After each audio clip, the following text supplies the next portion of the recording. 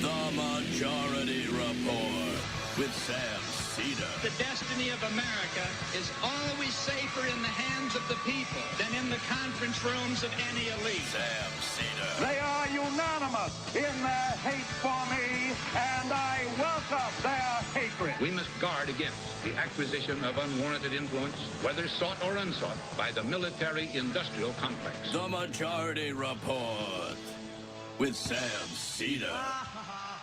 Ever get the feeling you've been cheated?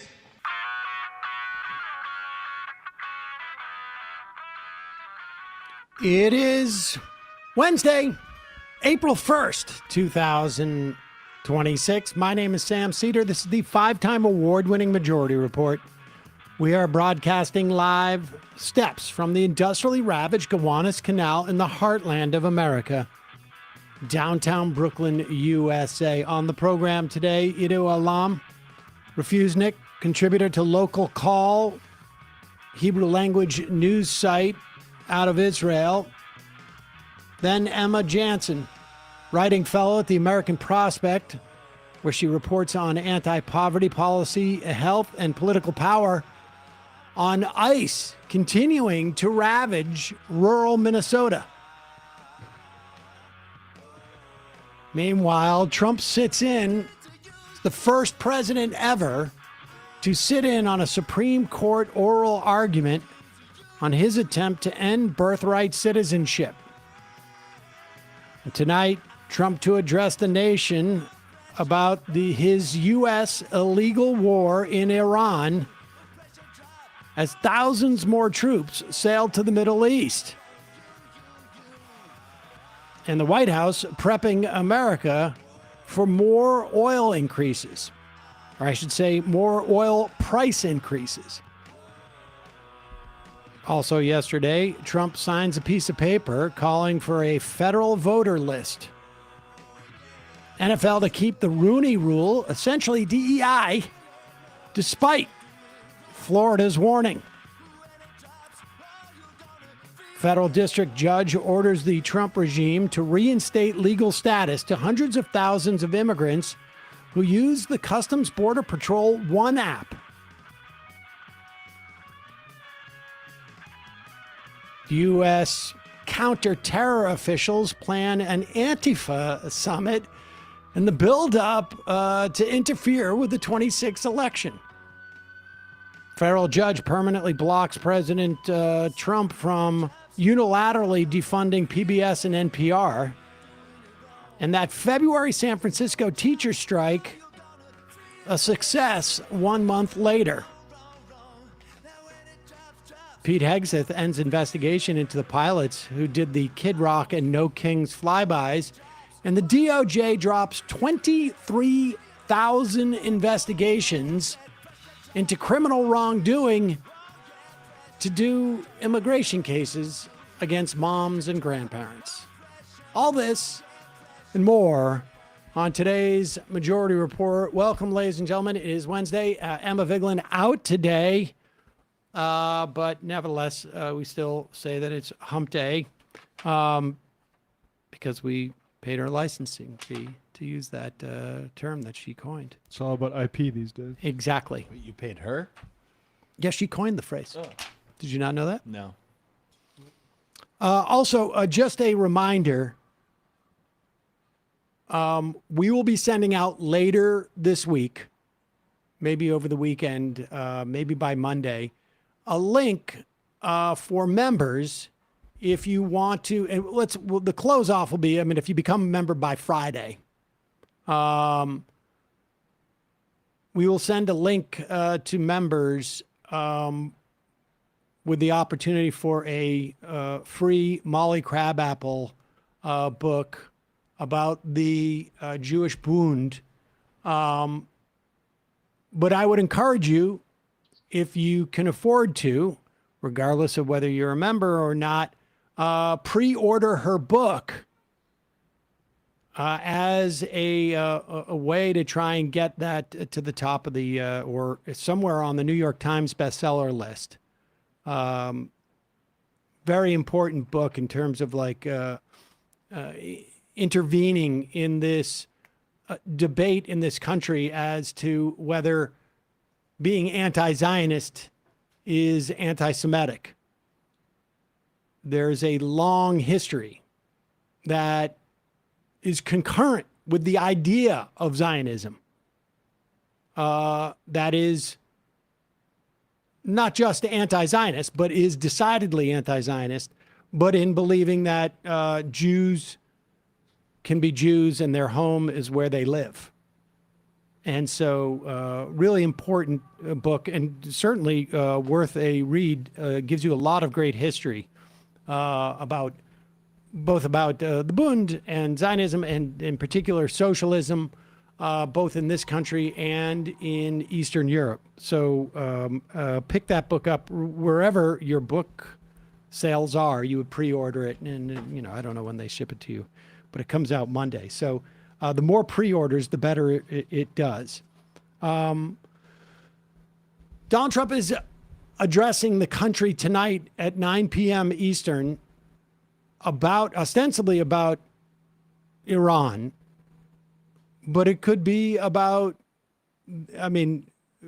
that's what we understand. But last time he did this, I thought he was going to attack Iran. I can't remember what dribble he was talking about. It could be about birthright citizenship. There's a reason why he's sitting in this court case, and it's not because he's intricately interested in the nuances of the 14th Amendment or the 1952 Aliens and Nationality Act, or in that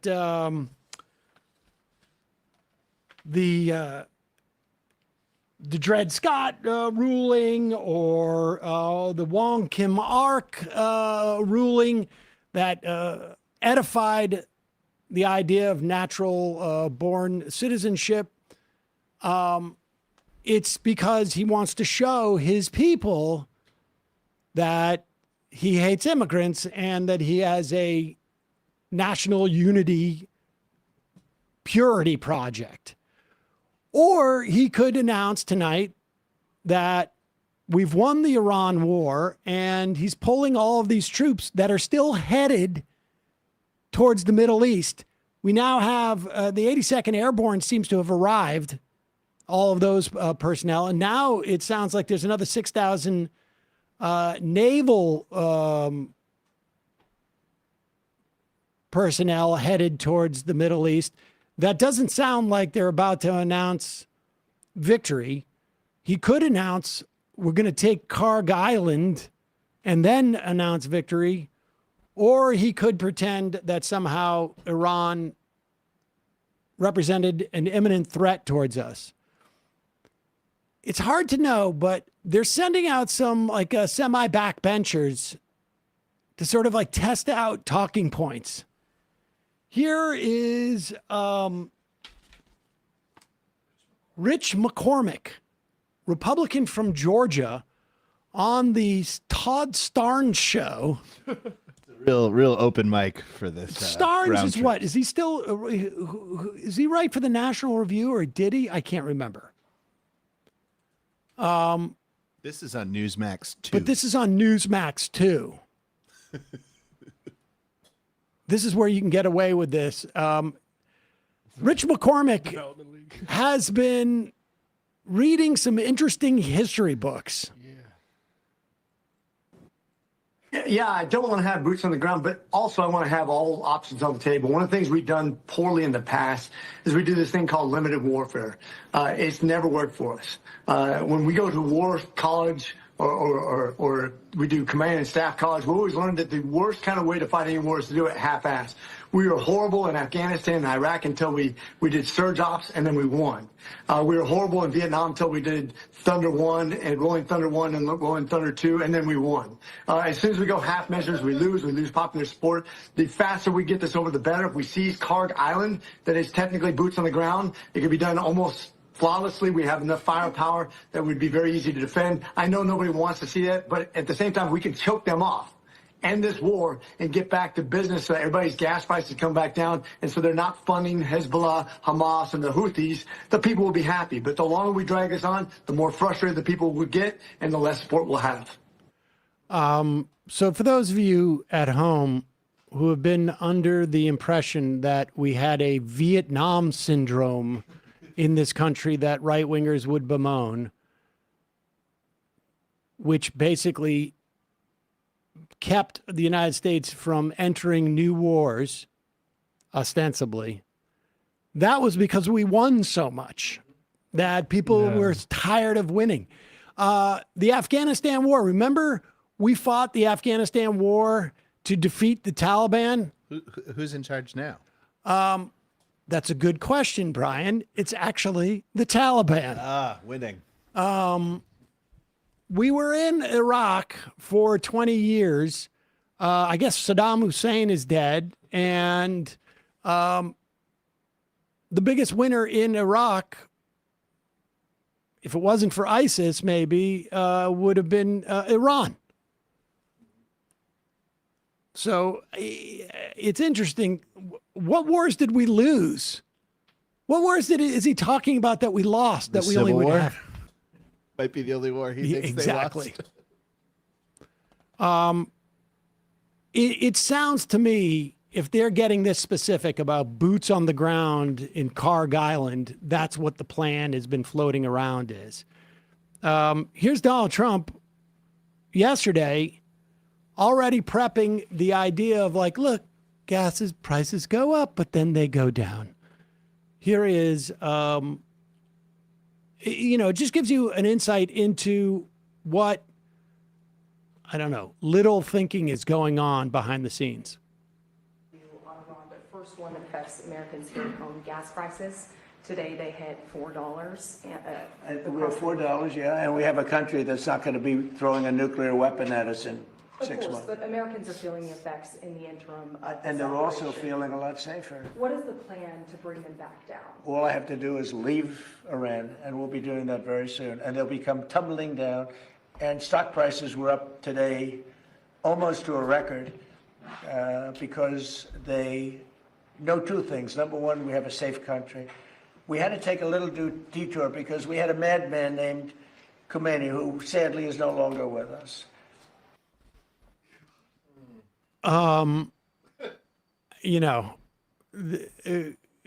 Americans feeling a lot safer, I'm sure, because was it 6 months or were we 2 weeks away? I can't remember when we were going to get bombed by Iran with a nuclear weapon.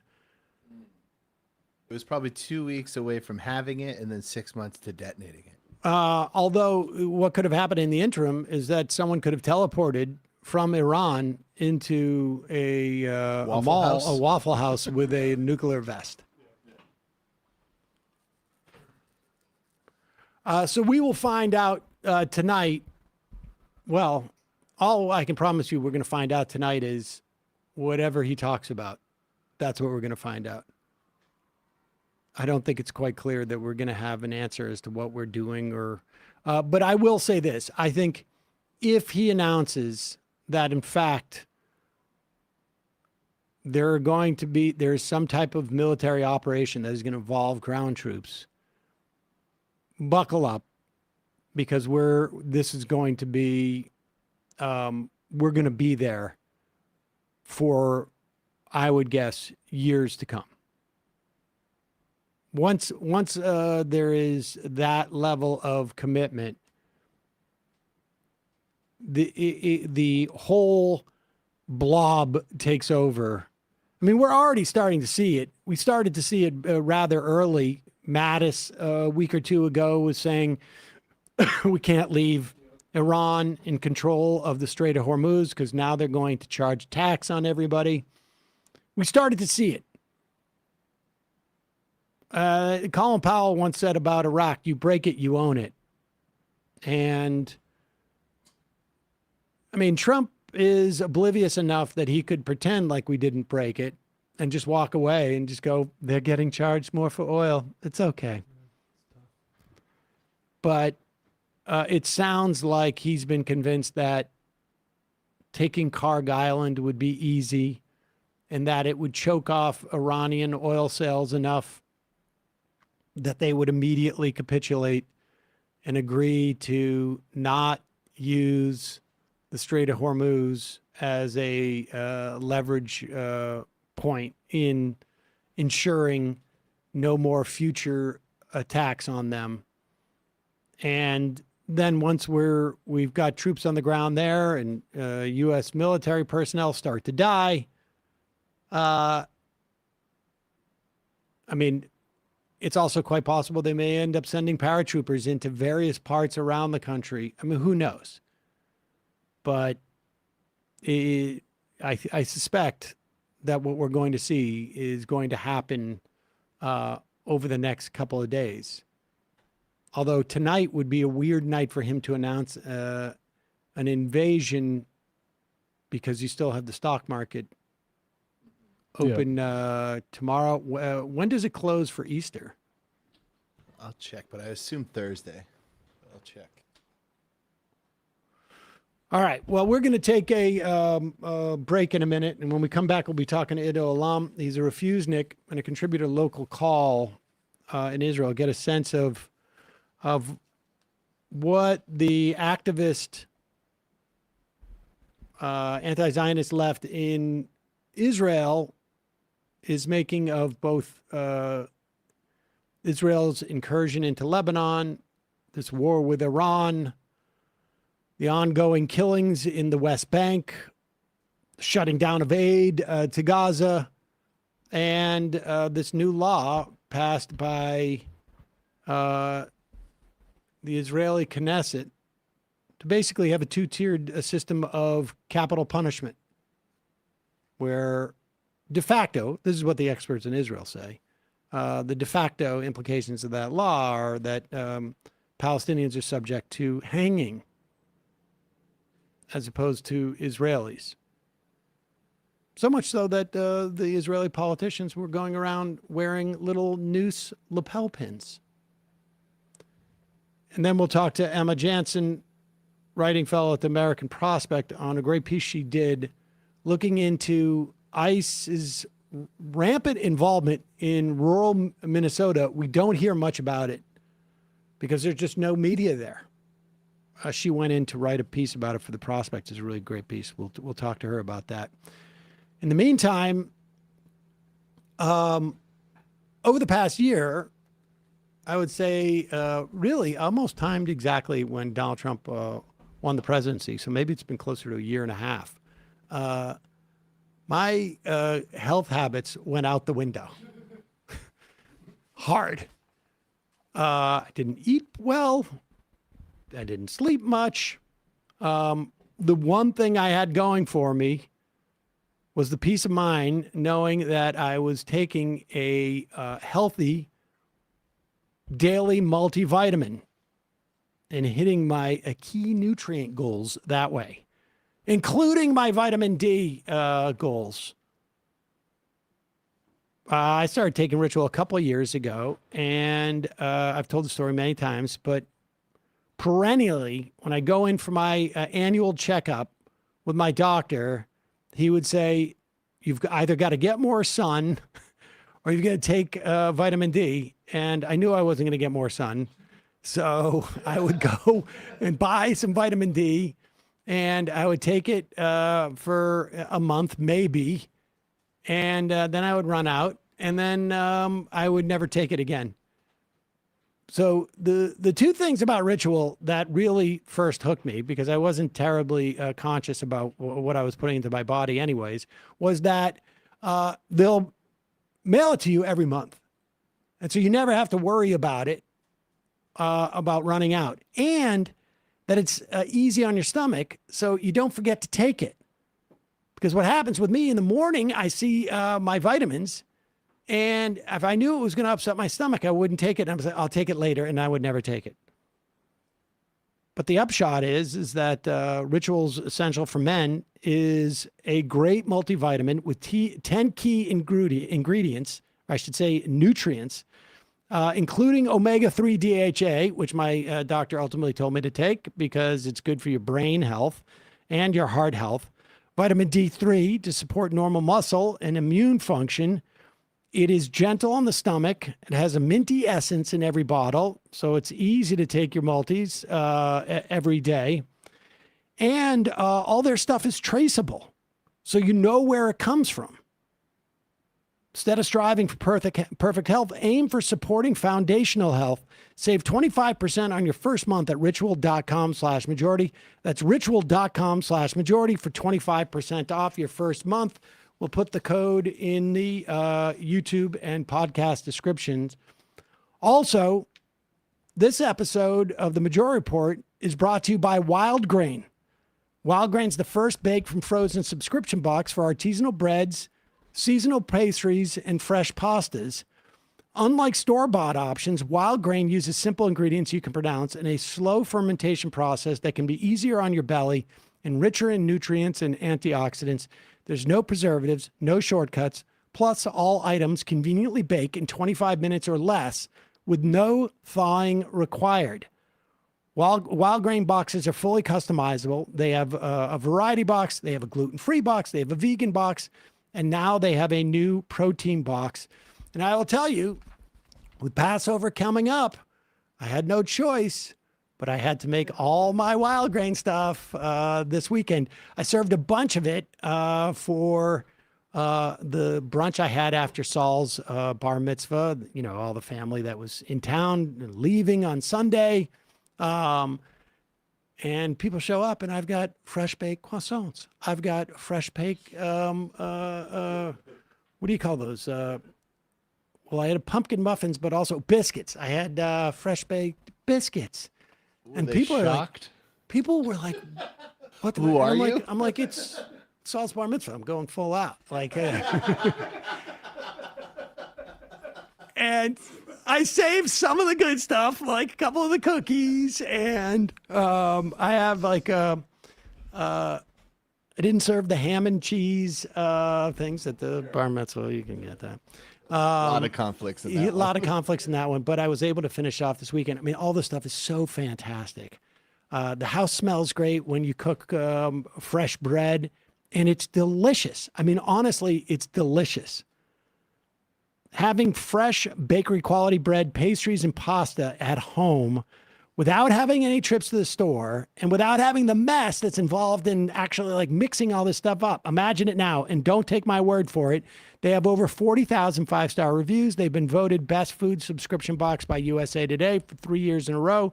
For a limited time, Wild Grain is offering you $30 off your first box plus free croissants for life when you go to wildgrain.com/majority to start your subscription today. That's $30 off your first box and free croissant for life when you visit wildgrain.com/majority, or you can use the promo code majority at checkout. All that will be in the podcast and YouTube description. Quick break. When we come back, Iddo Elam. We are back. Sam Seder on the Majority Report. Emma Vigeland is out today. I want to welcome back to the program Iddo Elam, refusenik, contributor to Local Call in Israel. It's a Hebrew language news site. And Iddo, welcome back to the program. Thank you for having me. A lot going on these days that we could start.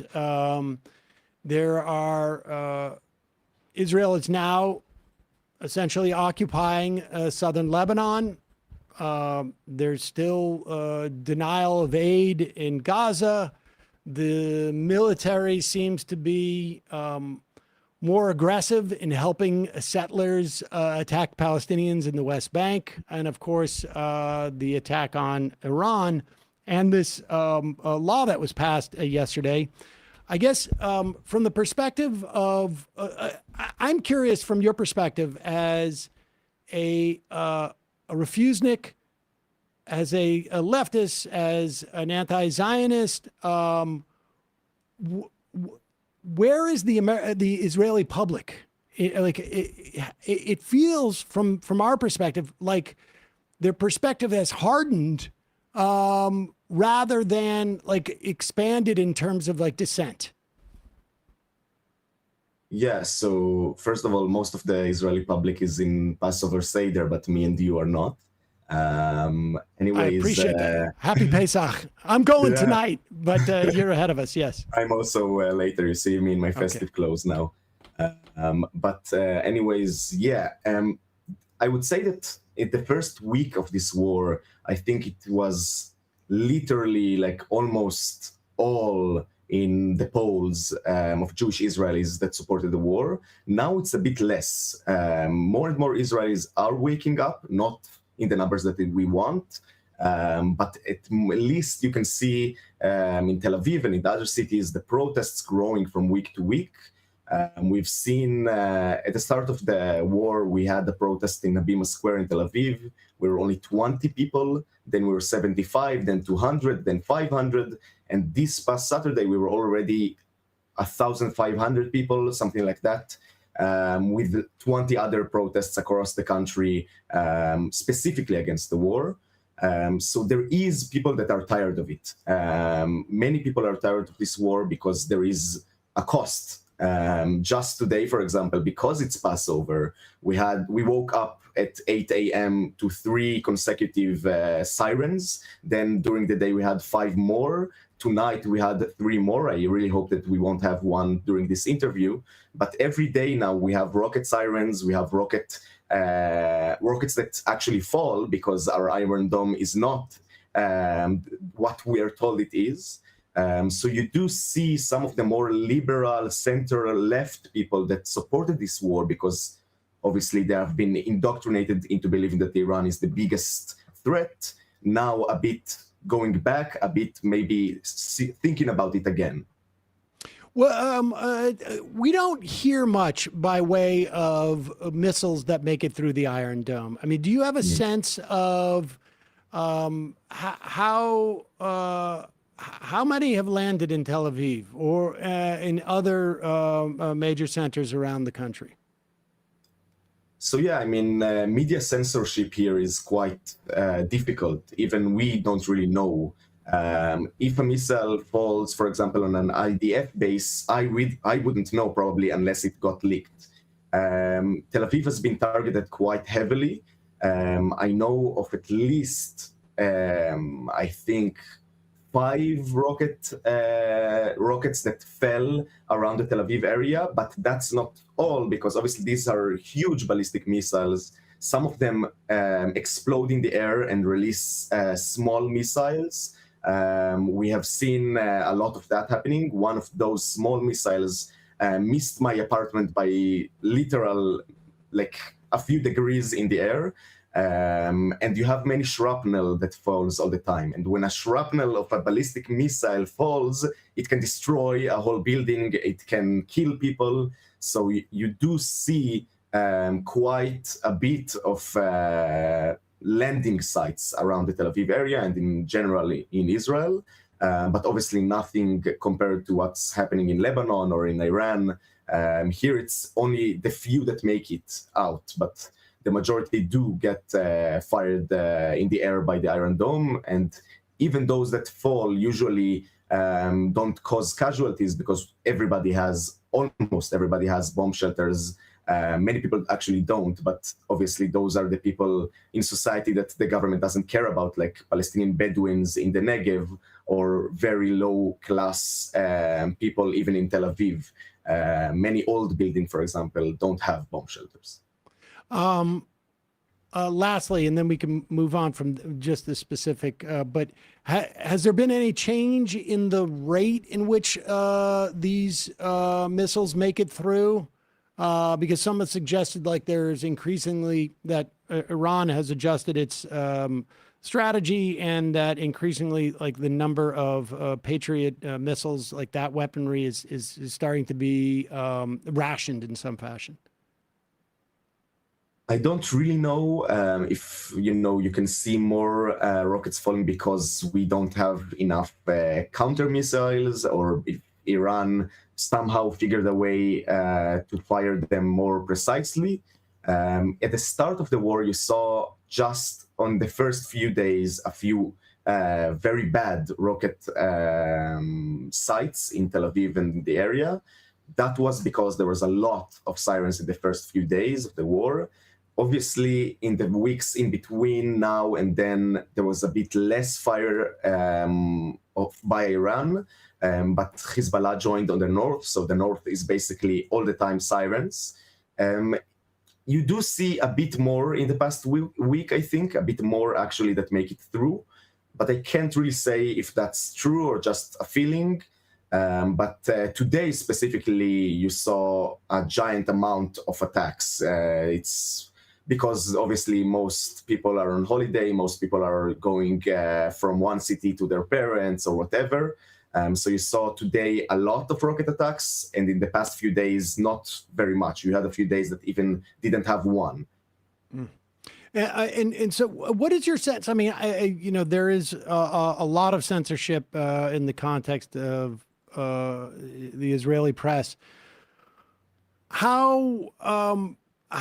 What can you tell us about the incursion into Lebanon and then really the way that people are reacting? Are they reacting to war in general? Are they reacting differently between the conflict with in Lebanon than in Iran? And is there reporting about what's going on in the West Bank? Because that seems to have ratcheted up over the past, 3, 4, 6 months or so.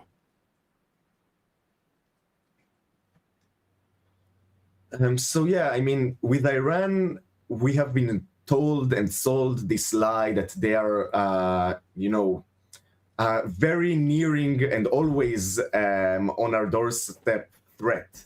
Netanyahu has been a large proponent of that lie, but also, like I said, I mean, all parties in the Knesset, for example, even the Democrats, who are the Labor Party with Yair Golan, support the war with Iran, or at least supported it fully till now. And now some of the more leftist ones have started to backtrack it, but still support it. So Iran, for most Israelis, is a justified war. It's something that we had to do because both the media and the opposition tell us that. With Lebanon, I mean, this is like the third time in the past 2 years that we ground invaded Lebanon. People are starting to get quite tired of the war in Lebanon. I think that many people remember the first and second Lebanon wars. I obviously don't. But they see that each time that we go into Lebanon, nothing happens. And the last time we went in and we really attacked in Lebanon, we killed many of the Hezbollah guys, but now, once again, we are told that we need to do it again. So this cycle of war with no end is quite, it seems to many Israelis as something that is not real. We shouldn't do it again. But I would say that still a majority probably supports the ground invasion in Lebanon. Still a majority probably thinks that Hezbollah is a major threat to Israel. I'm not saying that, we are obviously the Israeli government and Hezbollah are quite different in their ideology, but I don't think that us attacking them first is really showing that they are a threat. In the West Bank, I would say that there is a lot more coverage now, because the settlers have been relentless. Just a day before the war started, 2 Israeli activists were seriously injured in the West Bank by settlers, peace activists. One of them is still in the hospital till now. She is now obviously awake and good, but this kind of violence that is targeting Israelis and also sometimes soldiers by settlers gets a lot more coverage than the normal day-to-day violence perpetrated against Palestinians. And then briefly also, what has the response been to this law passed that is, as far as I can tell, it doesn't seem to be terribly controversial, at least coming out of, the Israeli press that I've read, English-speaking press out of there, Haaretz and others, that this is a law that, if not explicitly, de facto is geared towards Palestinians. The threshold to determine who is a terrorist has dropped dramatically. We have a similar dynamic in this country that the Trump regime is working on. But the specifics of who constitutes a terrorist and are eligible for the death penalty by hanging, because I guess it was easier for them to go around with a noose lapel pin than a lethal injection lapel pin. What has been the reaction from both your perspective in the sort of Israeli left, anti-Zionist left, and just sort of across the spectrum, to the extent that there is in Israeli politics, to this law? So first, I would clarify that they chose hanging because, luckily, at least the Israeli physician board didn't agree to help them with lethal injections. They basically said you won't get doctors for this. Anyways, though, yeah, it passed. I think 2 days ago during the night in the Knesset. The majority of reactions, both from liberals, both from the media, is that this is a bad law, but only because how it's written, not because they don't want to kill terrorists, just because it's literally written in the most racist, abhorrent way that probably the judicial system will strike down very soon. But in general, both you saw reactions, for example, from a member of Knesset, Miki Levy. He's a member of the opposition of the Yesh Atid party. He's a part of the largest opposition party. And he, on the Knesset, said, I'm opposed to this law. Don't tell me how to kill terrorists. When I was a commander, I ordered somebody to shoot a terrorist that was bound and literally gagged. So we have this. We have a clip of this. Let's play this clip. This was extraordinary.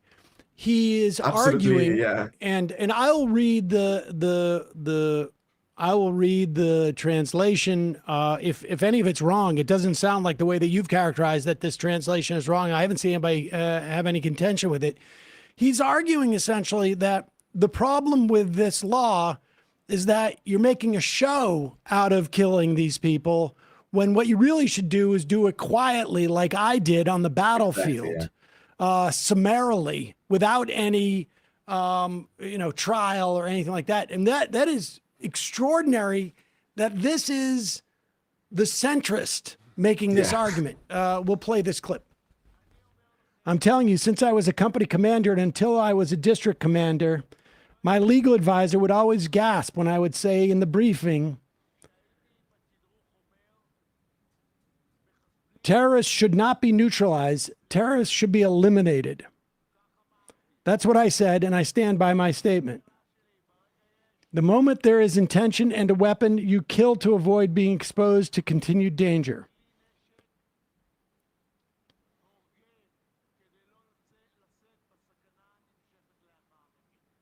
You don't neutralize, you don't shoot at the legs. Unlike you, I was out in the field for many years dealing with terrorists. I chased terrorists in Judea and Samaria, and I gave the order to shoot at the head of a cuffed terrorist, unlike everyone sitting here. On the day a vile terrorist murderer, if it's all true, is sent to the gallows, a Jew on the other side will pay with his life. A Jew will be kidnapped and murdered in cold blood, and that's on you.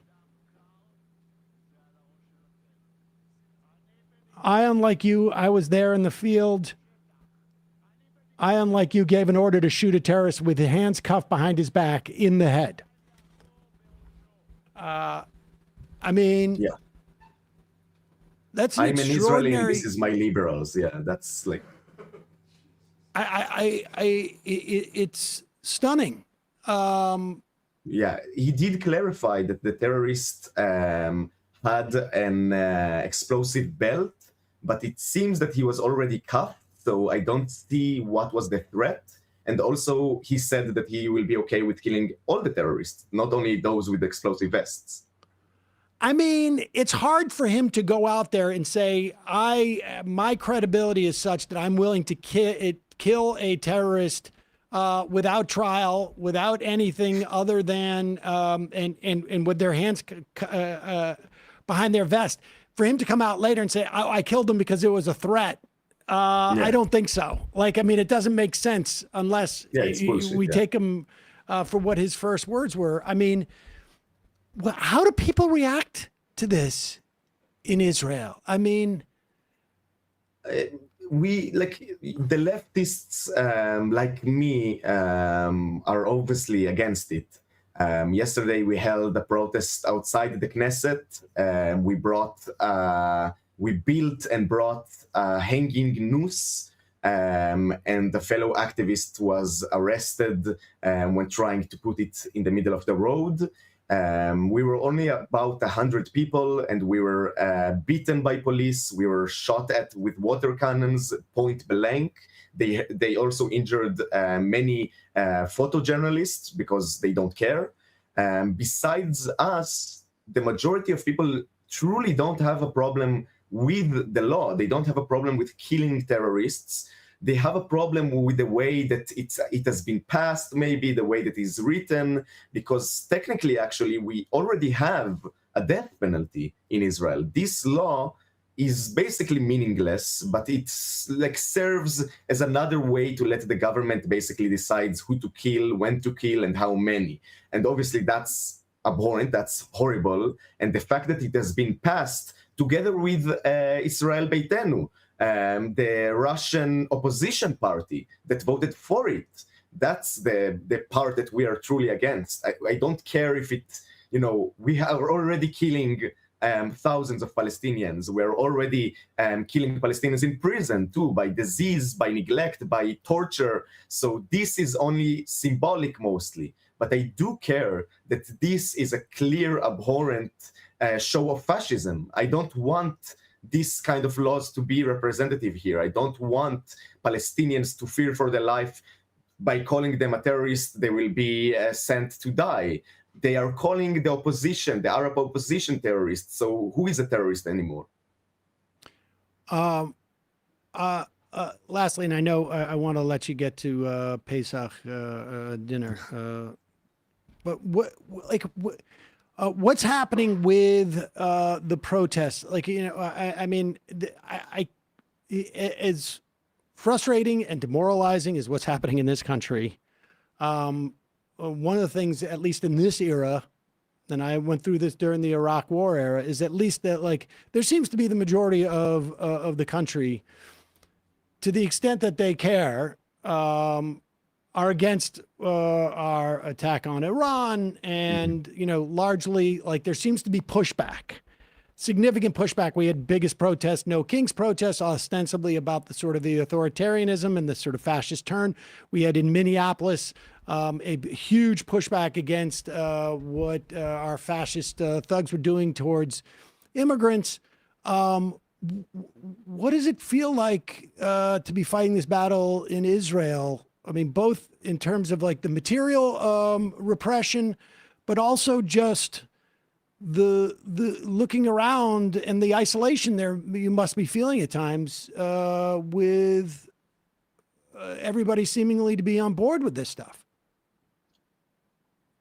Just demoralizing, just depressing, completely depressing. I mean, I try to find hope when, we see the protests growing, when I see new faces, when I see a bit more pushback from the opposition sometimes, but it's not enough. It's not even close to being enough.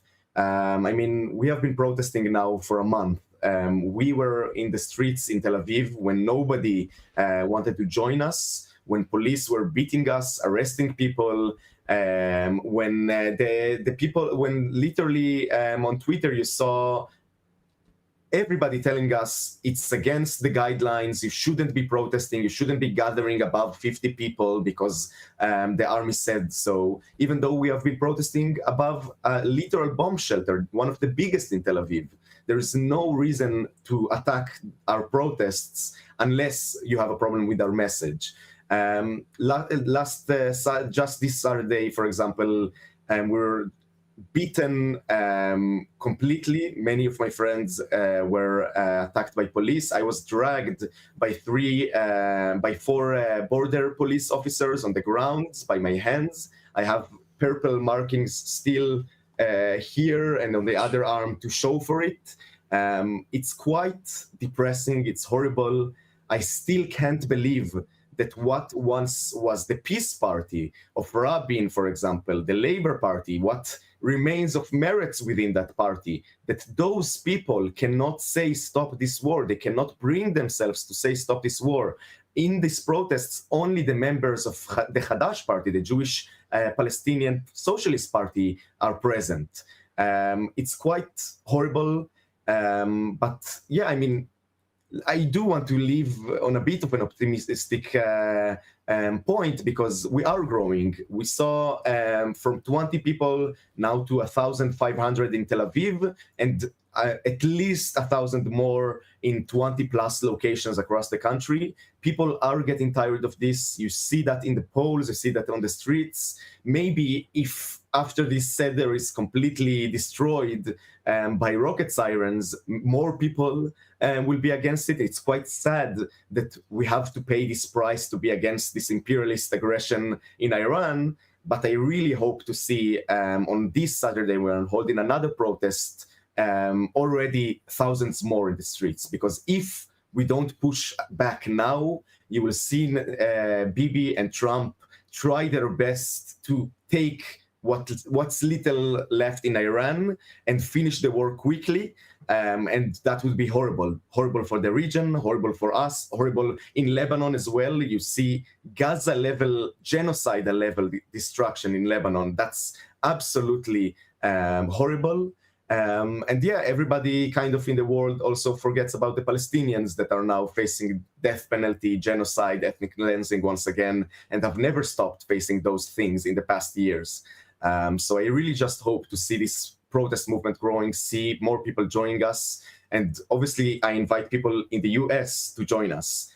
We saw the 8 million people, as you claim, in the No Kings, but it shouldn't be only No Kings. It should be directly on the Iran war. You should pressure your local representatives, even on the local committee level, all the way to your senators, your parliamentary members, to stop supporting Netanyahu, to stop giving us guns, to stop giving us the green light to do whatever we want in the Middle East. Because I'm saying this as an Israeli, from my perspective, I am tired of not sleeping for a month. I'm tired of being scared of rockets. I'm tired of my Jewish people committing genocide and committing imperialism all the time. Stop letting us do that. Let us live. Let us have, as we say, a peaceful and liberating Pesach. So please just put your pressure on whoever you can. Folks will be working on that. Iddo Elam, really appreciate your time today. Chag Sameach, we'll catch up with you again soon. Just a reminder, you've just released some of your writing for a local call in English. We'll link to that. Really appreciate your time today, and good luck, and enjoy your Passover. All right, folks, we're going to take a quick break. When we come back, we'll be talking to Emma Janssen, writing fellow at the American Prospect. She has written a piece about ICE blowing through rural America, specifically spending some time in rural Minnesota. And we don't hear much about ICE activity there, but it's happening. We'll be right back after this. We are back. Sam Seder on the Majority Report. Emma Vigeland is out today. Joining me now, Emma Janssen, writing fellow at the American Prospect, reporting on anti-poverty policy, health, and political power. And you have a big piece in the American Prospect, When ICE Blows Through Rural America. It's a fascinating piece. We'll link to it. But here to tell us about ICE's activity in Minnesota as the cameras have basically gone away. Emma, welcome to the program. Thank you so much for having me. I'm really excited and grateful to be on. So you were up, you write about basically 3 towns in Minnesota. Well, I guess, 3, Alberta, Lee, Northfield, and Wilmar. And this is in the wake of everything that happened in Minneapolis, of course. There was a lot of attention. Bovino is out I think he's been like summarily fired. He has no access to his social media anymore. Kristi Noem also out. Probably wishes she had less access to her social media right at this very moment. Although I have my doubts as to who leaked that information, but that's a different story. Tom Homan comes in a couple months ago and says, we're done here. We're going to leave. They had about 4,000 troops, I don't know what else to call them, in Minneapolis. And they were supposedly dwindling down to pre-surge levels, which was 150. Yeah. And unclear, maybe you have insight as to whether how many are still in Minneapolis, but it's clear they just sort of went out into the rural areas. I don't know. I guess you can start with Northfield and then go from there. Yeah, definitely. First of all, I just want to say that's completely correct as far as, the anecdotes of people that I spoke to when I was in rural Minnesota. They kept telling me that, no, they actually haven't left the state. They've just come into the outer parts of the state, away from the Twin Cities, where there aren't cameras and where local news is, in many cases, kind of dying out. There's these news deserts. So it's just not known as much, but there were ICE agents in those communities. And so, like you said, Northfield was the first town that I visited. And it's, of the three places that I spent time in, it's the least kind of rural. It's a really beautiful college town, home to St. Olaf's College and Carleton.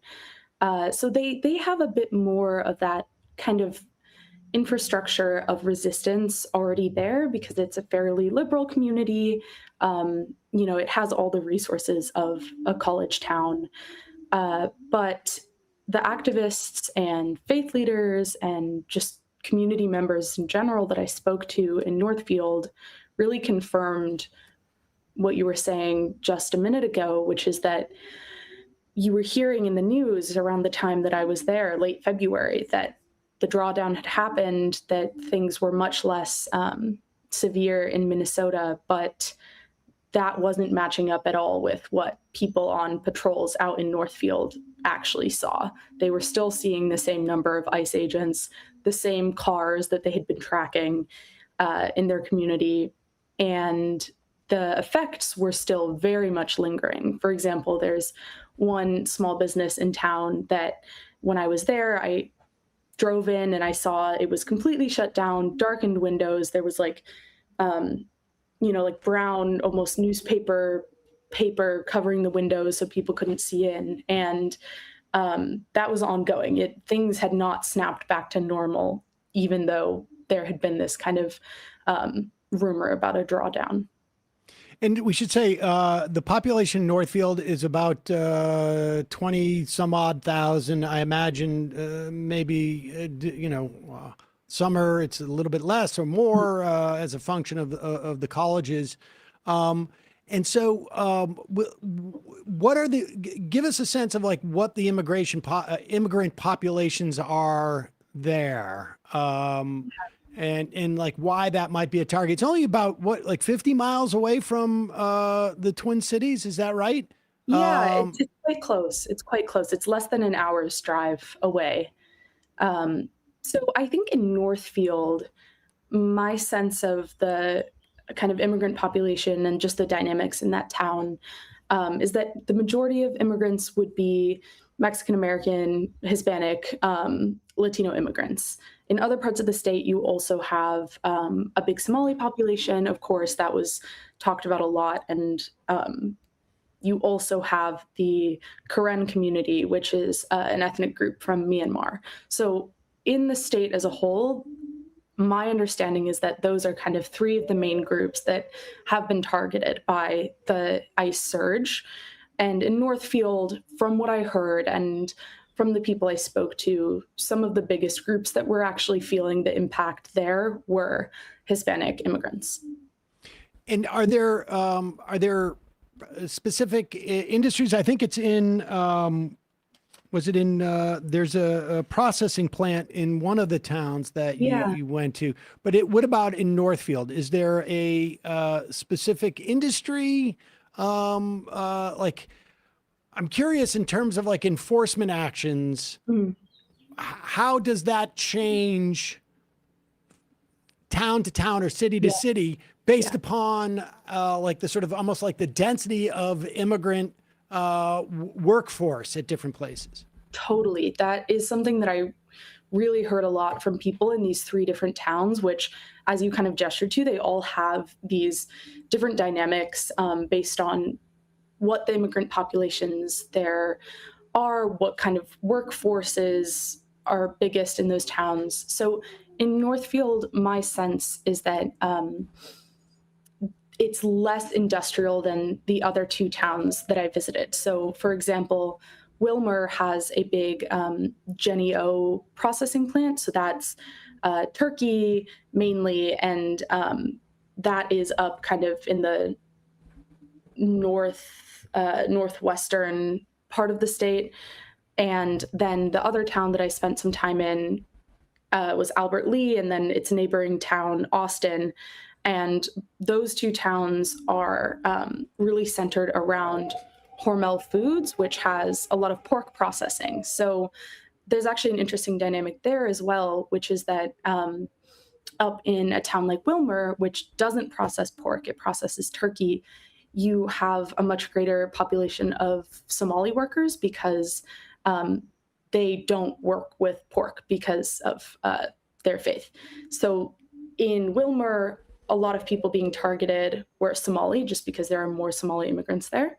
Whereas downstate in the South, in Austin and Albert Lee, there were more Hispanic immigrants and more Karen immigrants because those are the people who worked with pork. And then back to Northfield, like I said, it's less industrial, less of that kind of meatpacking industrial landscape.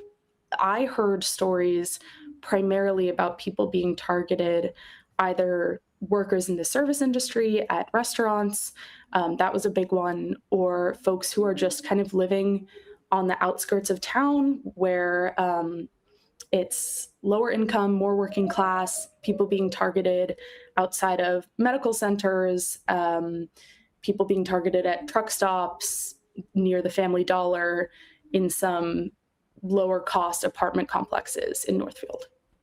And you mentioned this in the piece, and I think it's Northfield, and I think people had heard this story nationally where like ICE agents had eaten at a restaurant and then came back like a couple hours later and arrested the owner and deported one. That's where that story came from, out of Northfield. That was Wilmer, actually. Oh, Wilmer. Okay. Yeah. So characterize the 3 cities. Northfield, like you say, is a little bit more liberal leaning. It's closer to the Twin Cities. It's got a couple of colleges there. And so, but tell us about Albert Lee and Wilmer. I'm curious as to like what the political makeup was there and how it impacted people's, like, you know, I imagine Northfield, you don't say this explicitly in the piece, but I imagine Northfield, the actions of the Trump administration more sort of like confirmed or edified their priors. Whereas maybe in Albert Lee and Wilmer, people were like, I may have made a mistake here. Yes, definitely. I think that's very true.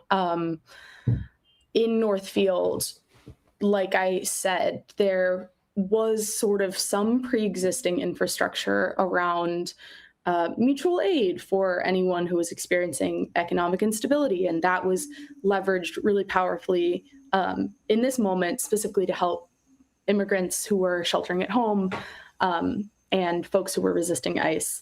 But like you said, in Wilmer, in Albert Lee, in Austin, these are places that from the anecdotes, and also when you look at like election data, that are more conservative, more likely to have voted for Trump, and that also are experiencing a bit more kind of economic depression. That was something that I spoke with folks in both these areas about, particularly Albert Lea.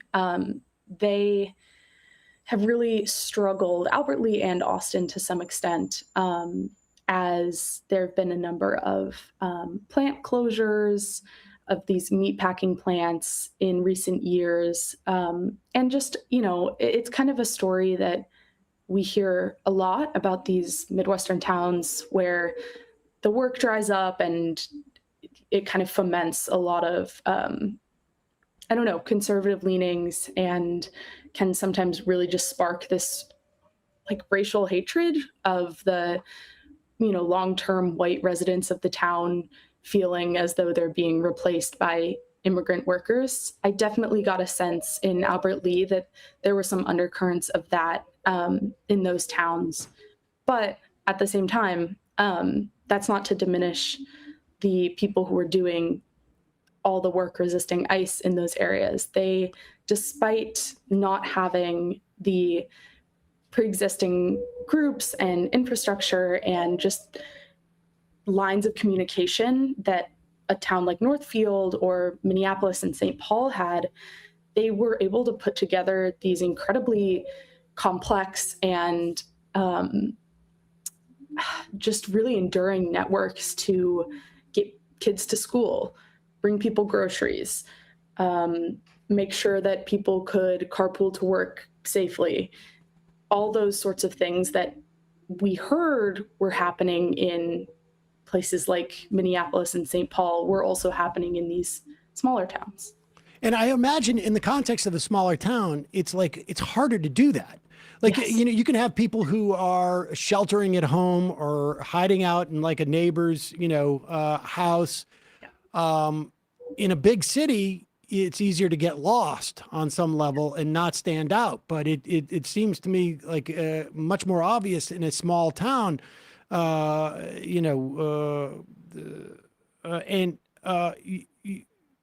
curious about two things. One is the tactics that you write about change there. Like at first that they were being more confrontational, but with the absence of like a media that could come and record what's going on between ICE, ICE's brutality in the face of these protests ended up cutting against them, which is a civil disobedience tactic that we've seen, for generations. But in the absence of any media that can tell this story, they chose to be less confrontational and really sort of more just tactical. Talk about that.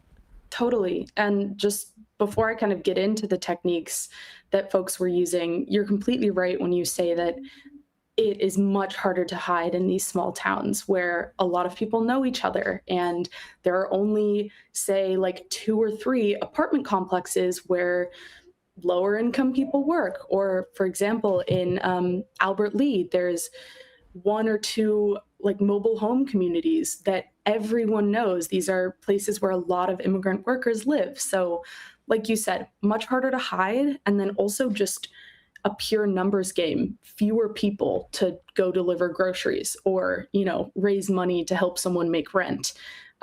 Whereas in Minneapolis, I think there was, in some places, almost an overflowing and an outpouring of that kind of financial and just time support. But to directly answer your question, this was something that I first spoke to folks about in Northfield. Some people who are members of the kind of community patrol ICE Watch team there started out, like you said, being more confrontational, sort of the style that we saw a lot of coming out of the Twin Cities, where, you go right up to an ICE agent and you film them right in their face and you make very clear that you don't like what they're doing. You're here to police them, or not police them, but just like watch them and make sure that they know that they're being watched. And after the killings of Renee Good and Alex Preddy, a lot of groups in these smaller communities I'm sure this was also happening in the Twin Cities, but at least in Northfield, Albert Lee, and Wilmer, a lot of these people really got together and said, okay, this could be a really serious risk to our safety and the safety of some of our younger or older volunteers who are out here every single day. So they really took a step back. They would still, of course, follow ICE agents, go to the scene, and make clear that they were filming and watching what was happening.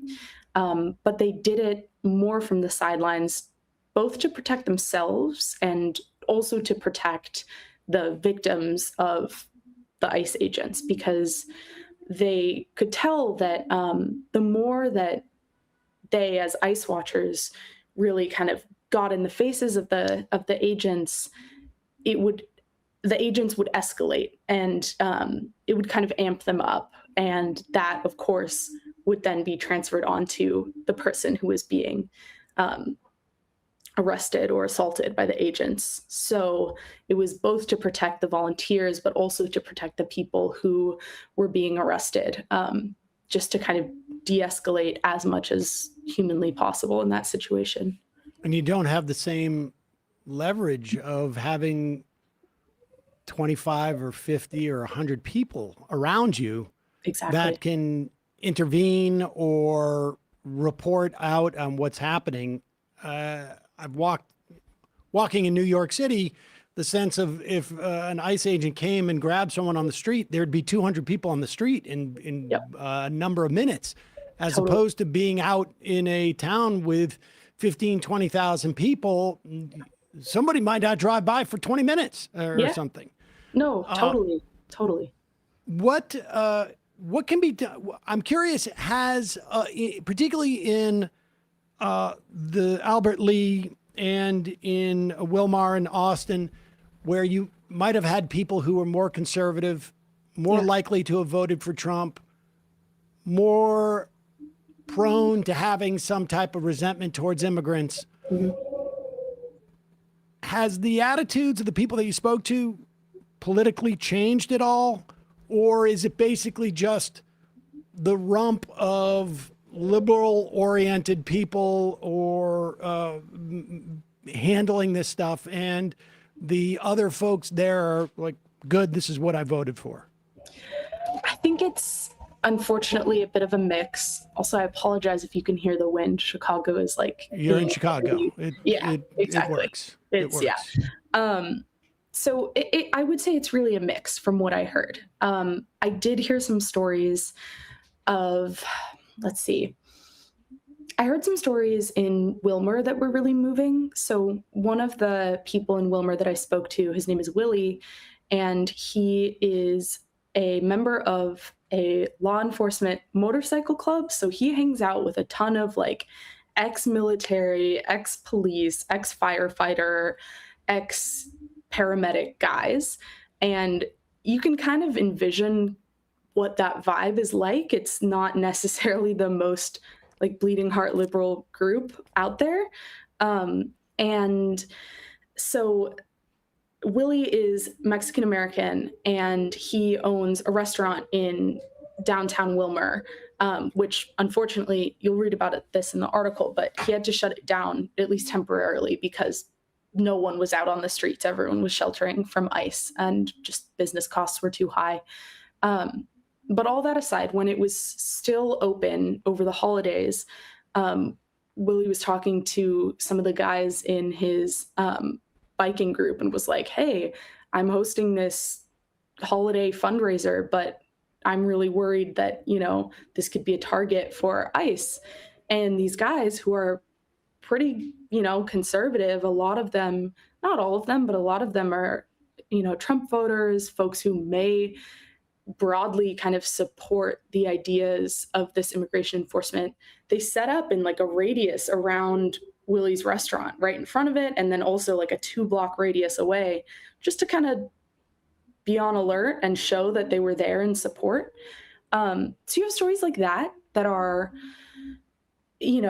stories of people who might not necessarily change who they vote for, or even say that they kind of regret the policies that they voted for, but when something like this comes to their town and comes directly to their friend, they will kind of stand up in that way. On the flip side, though, to take this same story in Wilmer, Willie was actually arrested and assaulted by ICE agents. And basically the story is he was racially profiled. He's a citizen and there's no reason. He was doing nothing, and he was arrested and assaulted and then released before they didn't take him to be processed or anything. But this was clearly and very obviously a really traumatizing incident for him. And I think a really radicalizing and politicizing moment in his life as well, where he realized that he could be a target for ICE agents, and he was a target for ICE agents despite being a very long time member of the community, and being a business owner and being kind of like this noticeable figure in his town. And he really noticed that some of the people who he expected to kind of have his back, including like in the local police department, really didn't have his back. And he felt a sense of kind of deep abandonment. And yeah, I think that kind of like politicizing moment for him. So that's one situation where it was like, yes, some people do regret what they voted for and did kind of get radicalized into helping immigrant neighbors or anyone else who's affected by ICE. But at the same time, not everyone did. And for some people, they liked what they were seeing. I would encourage everybody to check out the piece, particularly if you're in a rural area. I mean, just just to get another set of tactics that you may not be aware of. I think this is very, very helpful. Where if people want to support, particularly in these smaller towns where there's less resources and the costs associated with people not being able to go to work, you have some people basically like, reminiscent of hiding Anne Frank's family in their homes, supporting them. Are there funds out there where people can donate any type of resources for this?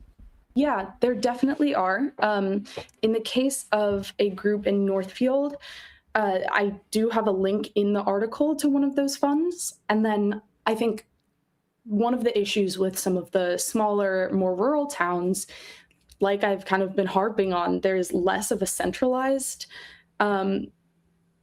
apparatus of resistance and mutual aid. But in those towns, there are still, in some cases, like local food banks who are really involved in this work. There are some churches and mosques that I think would likely also be able to facilitate donations. It's just a little harder because it's not, like I said, it's not as centralized. But if you are hoping to support some of the folks in these more rural areas, honestly, how I would start is look up Wilmer Food Bank, or even look up some of the folks that I wrote about in the articles. I spoke to a lot of pastors. I spoke to some leaders at the Wilmer Islamic Society, and those people would be great resources as well. Unfortunately, it's just harder, like I said, because it's a little more scattered around these smaller areas. Emma Jansen, the piece is When ICE Blows Through Rural America in the American Prospect. We'll link to that at majority.fm and in the podcast and YouTube description. Thanks so much for your time today. Really appreciate it. Great reporting. Great work. Thank you so much for having me on. All right, folks, I'm going to take a quick break, head to the fun half of the program, wherein we will have some fun. We will take some phone calls. We will take your IMs. Et cetera, et cetera, et cetera. Just a reminder, it's your support that makes this show possible. You can become a member at jointhemajorityreport.com, jointhemajorityreport.com. When you do, you not only get the free show free of commercials, but you also get the fun half. Also, again, encouraging you to go buy Molly Crabapple's book. If you have any notion that you're going to do it now, because every pre-sale gets recorded and is the way that they establish whether it hits some of the best-selling lists. And once it hits the best-selling list, then it becomes sort of almost like a feedback loop. And getting this book out there and the idea of a counterbalance to Zionism within the Jewish community, and that it pre-exists Zionism, or at least popped up in the exact same year, is, I think, pretty important when you've got folks like, I don't know, Jake Tapper. I mean, really, you could just sort of shake a stick and hit half a dozen people who do this on the reg, but equate anti-Zionism with anti-Semitism. And having a competing ideology within Judaism immediately makes it impossible for these people to get away with conflating these two things. And were it not for history and really Zionists hiding this history, I think we'd be in a slightly different position right now. I don't know. Oh, say the name of the book. Yes, I will do that. It's Molly Crabapple. Here Where We Live Is Our Country. Here Where We Live Is Our Country. Here Where We Live Is Our Country. Number 13. On the reg, Sam? I can dig it. Thanks. I appreciate that. Also, justcoffee.coop. Fair trade coffee, tea. No, just hot chocolate. Use the coupon code majority, get 10% off. When they dropped the tea, it destroyed me. And that was like 6 years ago. 6 years ago. That was a load bearing column in Sam's brain. Totally. The neuro pathways, because they were a sponsor back in 2008 on Breakroom Live. So this is like my ability when I'm walking down the street and someone says hi, my capacity to come up with like a response to that is hindered by the fact that my first thing I want to say is go Sox. And because that's what it was for so many years. It's like, hey, go Sox, because everybody's got a hat on. I get that. Yeah, right? Yeah. 100%. No idea what you guys are talking about. Left of the box says fans of the Majority Report might want to tune into this space on YouTube at 4 p.m. for an homage to the April 1st shows. Yeah, we haven't done a April Fool's show. I don't know if maybe we did one since Michael has passed. Yeah, I don't know. But I'm not sure. Maybe we'll revive it. I don't know. Maybe in my retirement, that's what I'll do. I'll just spend 6 months preparing for April Fool's and for Halloween. That would be the life. That would be the life. Would it? 2 shows a year? Exactly. Matt, what's happening in the Matt Leckian media universe? Yeah, we had R.M. Brown on to talk about CPAC, the Kid Rock helicopter flyover, and some other stuff. The VOD is all messed up on YouTube. Sorry about that, folks. I'm going to upload it again. I'm not sure why, but if you need to watch it before I re-upload it at 5 o'clock, you can check it out on Twitch. But yeah, check that out. Oh, and follow me on Instagram, Matt Leck. Someone wants to recommendation for an ethical place to purchase it. Powell's is a good place. Penguin Direct. Penguin Direct. If you go to Penguin Direct, I mean, we'll follow the link. They'll give you like, I think 4 or 5, maybe even 8 different places where you can buy it online. Powell's is where I buy a lot of the stuff. I think there's 1 or 2 others that are independent booksellers. So check that out. All right, folks, quick break. See you in the fun half.